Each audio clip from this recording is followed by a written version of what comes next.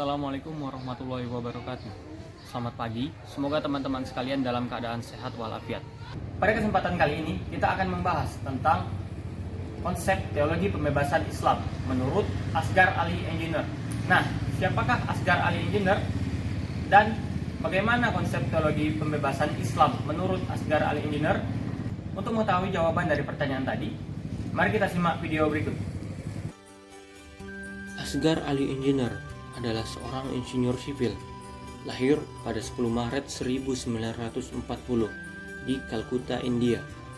Orang tuanya bernama Syekh Qurban Hussein yang merupakan seorang ulama Syiah dan ibunya bernama Maryam. Gelar sarjana teknik sipilnya didapatkan dari Universitas Vikram, India. Pendidikan formalnya tidak ia tempuh di luar negeri, seperti umumnya pemikir kontemporer lain. Ia menempuh pendidikan formal di India sendiri, sebelum ia memfokuskan diri dalam penulisan berbagai aspek dalam Islam. Ia berprofesi sebagai insinyur sipil cukup lama. Asghar Ali adalah seorang dai, pimpinan sekte Syiah Islamiyah Daudi Bohras di India. Dai harus tampil sebagai pembela umat yang tertindas dan berjuang melawan kezaliman. Bagiannya harus ada keseimbangan antara refleksi dan aksi. Pembebasan adalah tema yang ia perjuangkan dan suarakan, serta merupakan ruh pada setiap karyanya, seperti hak asasi manusia, hak-hak perempuan, pembelaan rakyat tertindas, perdamaian etnis dan agama, rehabilitasi rakyat tertindas, rehabilitasi lingkungan, dan sebagainya. Asal-usul dan perkembangan awal Islam adalah fondasi untuk menganalisis bagaimana konsep-konsep keagamaan bisa terbentuk. Asghar tidak sependapat dengan para teolog abad pertengahan yang memusatkan kajiannya pada konsep akhirat saja. Baginya, hal itu merupakan reduksi agama menjadi murni oleh spiritual yang tidak mempunyai muatan kemasyarakatan. Pemahaman tentang agama dengan tanpa mengikutsertakan kerangka sosiologis adalah sesuatu yang amat naif, karena tidak ada sebuah konsep yang lahir dalam ruang hampa budaya. Sebagai rumusan pemikiran manusia, teologi Islam harus dinamis dan kreatif. Dalam kaitannya dengan keberadaan manusia, ada dua hal penting yang ditekankan oleh Islam, yaitu yang pertama, Islam menekankan adanya kesatuan kemanusiaan sebagaimana terungkap dalam Al-Quran. Quran Surah Al-Hujurat ayat 13. Ayat ini dengan jelas menegaskan bahwa Islam menentang seluruh pandangan dan konsep superioritas ras, suku, bangsa, dan keluarganya. Yang menjadi ukuran adalah kesalehan. Tetapi bagi Asghar, kesalehan bukanlah hal semata-mata, melainkan kesalehan sosial, keadilan. Yang kedua, dari ayat tersebut juga bisa dilihat bahwa Al-Quran menghendaki adanya keadilan dalam seluruh aspek. Sementara keadilan itu sendiri hanya bisa direalisasikan jika ada kebebasan. Tetapi sayang sekali, semangat pembebasan dalam Islam telah tumpul.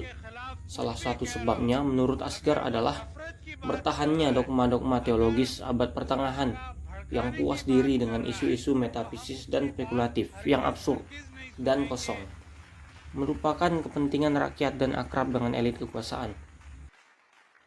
Teologi pembebasan Islam adalah teologi yang menitik beratkan pada kebebasan, persamaan dan keadilan, distribusi dan menolak keras penindasan, penganiayaan, dan eksploitasi manusia oleh manusia. Nampak konsep kebebasan menjadi unsur dasar teologi pembebasan Islam. Pembebasan Islam adalah data khas Islam, kebebasan untuk memilih dan kebebasan untuk keluar, untuk menuju kondisi kehidupan yang lebih baik, dan juga untuk menghubungkan diri dengan kondisi yang berubah-ubah secara berarti. Teologi pembebasan Islam sejatinya merupakan kekuatan moral politis yang mengkoreksi laju pembangunan. Usulan Asghar Ali tentang pembentukan teologi pembebasan Islam dengan ciri-ciri tersebut adalah: pertama, belajar kembali dengan semangat profetik dan liberasi kenabian Muhammad di Makkah.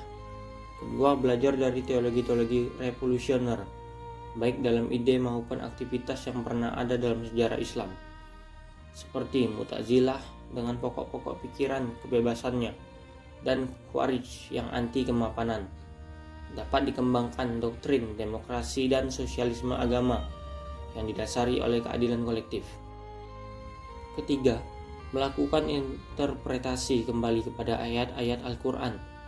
Penafsiran ini harus dilakukan dalam sinaran sosial historis, sekalipun formulasi Al-Quran lebih bersifat teologis.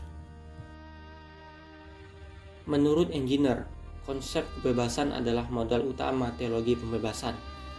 Kebebasan untuk memilih dan kebebasan untuk keluar atau tersendensi diri menuju kondisi kehidupan yang lebih baik.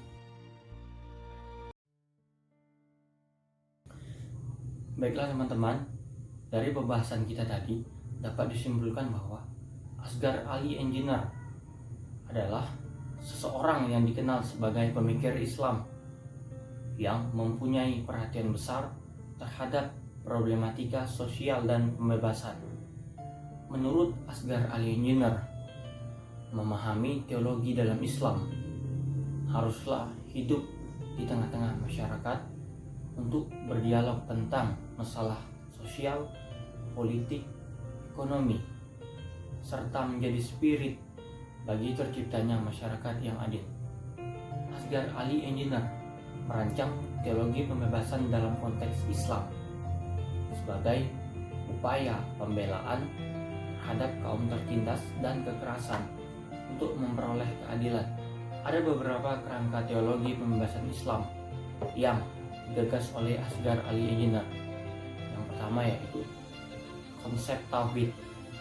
Konsep tauhid yang digagas oleh Asghar Ali Engineer tidak hanya membahas tentang keesaan Tuhan saja, akan tetapi juga membahas tentang kesatuan manusia, mengakui dan menjalin kesetaraan antar manusia dengan saling menghargai satu sama lain. Kemudian ada konsep iman.